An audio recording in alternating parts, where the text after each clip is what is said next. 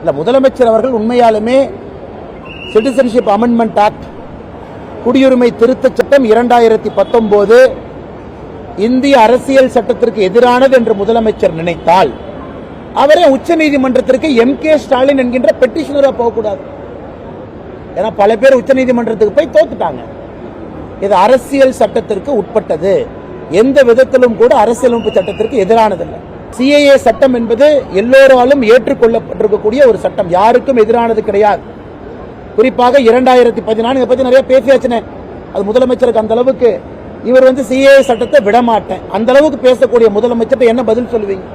திரும்ப திரும்ப கிளிப்பிள்ளை மாதிரி சொல்ற இந்த மாநிலத்தில் அரசியல்வாதிகள் ஆளுகின்ற முதலமைச்சர் தயவு செஞ்சு மத்திய அரசு கொண்டு வந்திருக்கக்கூடிய சிஏஏ சட்டத்தை படிங்க. 35 பக்கம் உள்துறை அமைச்சரை வெளியிட்டிருக்கக்கூடிய அந்த ஸ்டாண்டிங் ஆர்டரை படிங்க. மாநில அரசுக்கு எங்க இதுல சம்பந்தம் இருக்கு? எதுவுமே படிக்கிறதுல யாரோ துண்டுச்சீட்டில் எழுதி கொடுக்குறாங்க முதலமைச்சருக்கு, அதையும் திறந்து படிச்சிட்டு இருக்கார். போஸ்டல் டிபார்ட்மெண்ட்டுக்கு அதில் நாம ரைட்ஸ் கொடுத்திருக்கோமா இல்லையா? போர்ட்டல் எப்படி ஓபன் பண்ணிருக்கோம்? போர்ட்டல் ஆன்லைனா ஆஃப்லைனா?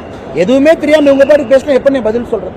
மத்திய அரசுக்கு 100% அமல்படுத்துவதற்கான தகுதியும் ரைட்ஸ் இருக்கு. மாநில அரசுக்கு 0.001% கூட இதுல ஒண்ணுமே கிடையாதுங்க.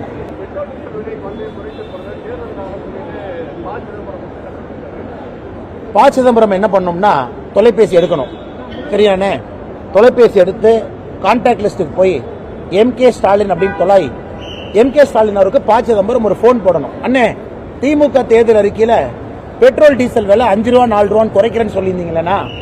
அண்ணே, இந்த எல்பிஜி சிலிண்டர் விலையை 100 ரூபா குறைக்கிறேன்னு சொன்னீங்களா அப்படின்னு சிதம்பரம் அவர் தொலைபேசி மூலமாக ஸ்டாலின் அவருக்கு போன் போட்டு சொல்லணும்.